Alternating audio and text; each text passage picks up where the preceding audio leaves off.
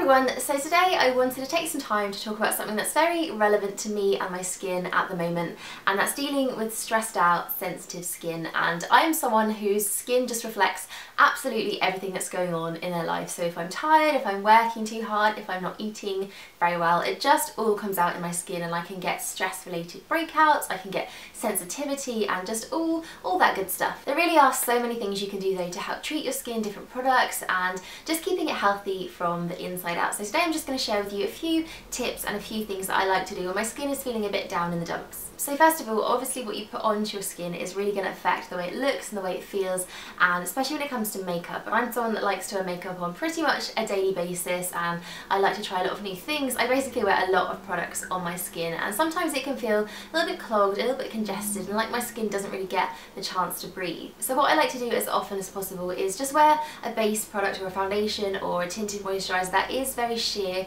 and very lightweight. So something that's not going to clog up my skin, something that's going to let it breathe and let it have a bit of a rest and a day off, but something that still gives me a little bit of coverage and still makes me look a little bit more polished. So something that's become one of my favourites for all of that is the bareMinerals Complexion Rescue, and this is basically a tinted moisturiser product, but it's almost like a tinted gel. It feels very cooling and very soothing and incredibly lightweight. It's also oil free, so you really can't feel it on your skin. The coverage is actually really lovely. It gives a very airbrushed look to the skin, and it really hides any imperfections, any redness that can come out with sensitivity and stressed looking skin. So I try to use something like this about 2 or 3 times a week, especially on the weekends when I'm having a bit of a makeup free day or a bit of a makeup day off, and it's just a really nice way to make your skin look nice and pretty and flawless, but without really weighing it down with a heavy product. Now the actual process of removing makeup can really have an impact on how our skin looks and feels, and a lot of the time I think people tend to use a makeup remover that can be quite stripping and drying, or just reach for the dreaded face wipes to take everything off, which really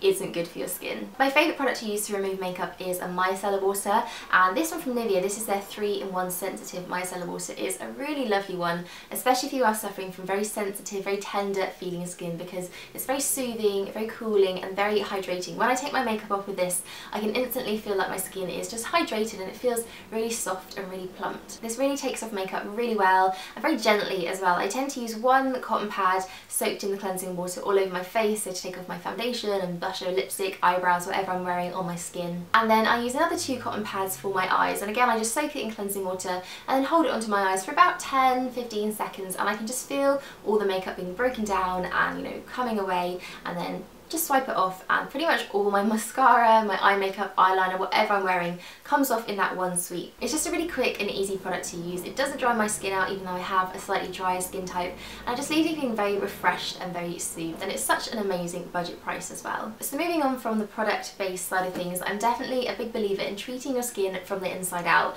and yes, that means drinking water. It's so important. I know it's probably the age-old beauty secret, everybody talks about it, but really drinking 2 litres of water a day, it just makes such a difference on your skin. If you have redness, stressed out skin, sensitivity, anything at all, I feel like water just heals it all. If you're not a massive fan of drinking just plain water on its own, you can always add a bit of lemon in there. I find that makes it taste really lovely. Or also drinking green tea is a really great way of getting a bit of water into your skin. It may take some people a little bit of time to convert to it, but I really love it. I find a cup in the morning just really wakes me up, and it's so good for your skin. It's packed full of antioxidants. Also, keeping to a really nice healthy diet and just consuming the right foods is going to be brilliant for your skin. And I have a couple of cookbooks here that I really love, and I feel like these are just skin loving cookbooks. So I have Deliciously Ella's book, which is quite a recent one that's come out, and I love this book. I'm a big fan of Ella. I love her blog. I think she has some amazing recipes on there, and the book is such a nice one. It's really well written. It's kind of got a few Instagram pictures in there, and it's really beautifully set out,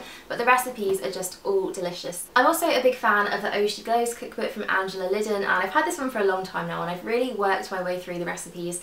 And one of my favourite things from this book, and something that I really like to eat when my skin is feeling a bit stressed out and a bit tired, is the courgette spaghetti avocado pasta. If you have this book, the recipe is on page 173, and it's actually called the 15-minute creamy avocado pasta, but what I like to do is take the sauce from this and then put it onto some courgette noodles. And if you don't have a spiralizer in your life, it really is something that you need to invest in. They're not too expensive, you can buy them on Amazon. It's basically just a way to turn vegetables into a kind of pasta type dish, and I especially like using courgettes because you can just twist the handle and then make this mound of courgette spaghetti, which tastes really good.